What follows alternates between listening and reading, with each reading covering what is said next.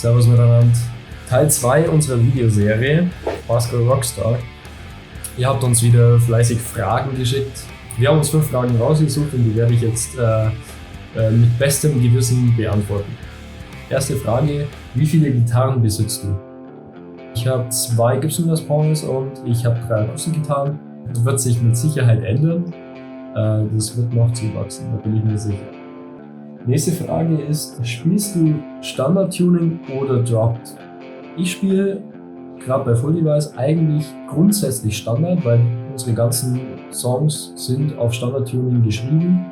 Das ist aber vielleicht sogar eine ganz lustige Anregung. Vielleicht gucken wir mal, dass wir einen Song hinkriegen, wo eine Drop-Stimmung Sinn macht.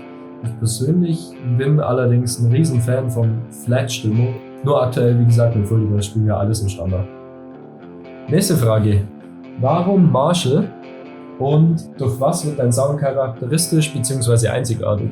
Das ist ganz einfach zu erklären. Warum Marshall? Erstens mal natürlich, weil mir persönlich der Sound absolut gefällt, und zum zweiten Mal ist es so, dass dieses Prinzip Gibson Les Paul und Marshall Four-Burn Amp gerade in der Schiene, in der wir unterwegs sind, seit 60 Jahren einwandfrei funktioniert, und da kann man eigentlich überhaupt nichts falsch machen.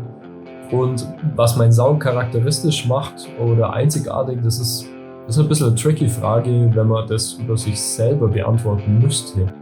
Ich würde jetzt einfach mal mutmaßen, es hängt natürlich damit zusammen, dass ich wahrscheinlich etwas öfters das Wah-Pedal bediene, was dann vielleicht dem Sound doch so eine eigene Note verleiht. Klar, ich meine, jeder Gitarrist hat irgendwie so eine eigene Note in seinem Spiel, wie er die Saiten ansucht, wie er greift, was er tut.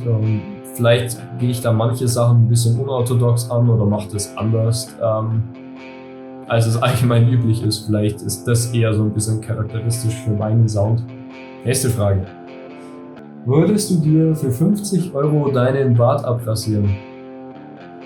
Nein, würde ich nicht. Leg noch 2 Nullen hinten drauf, dann können wir darüber reden, aber nein. Hat zu viel Zeit gekostet, bis er so gewachsen ist, vergesst es. Letzte Frage: Was würdest du als erstes tun, wenn es durch Corona keine Einschränkungen mehr gibt? Also als erstes würde ich vermutlich mich wieder mit meinen ganzen Kollegen treffen, mit den Jungs in Full Device und den ganzen Freunden, mit meiner Freundin und allen anderen Freunden, und wir würden uns wahrscheinlich ordentlich einen hinter die Birne gießen. Das ist mein Number-One-Plan für nach Corona. Und danke für eure rege Beteiligung und ich hoffe, man sieht sich bald wieder. Cheers!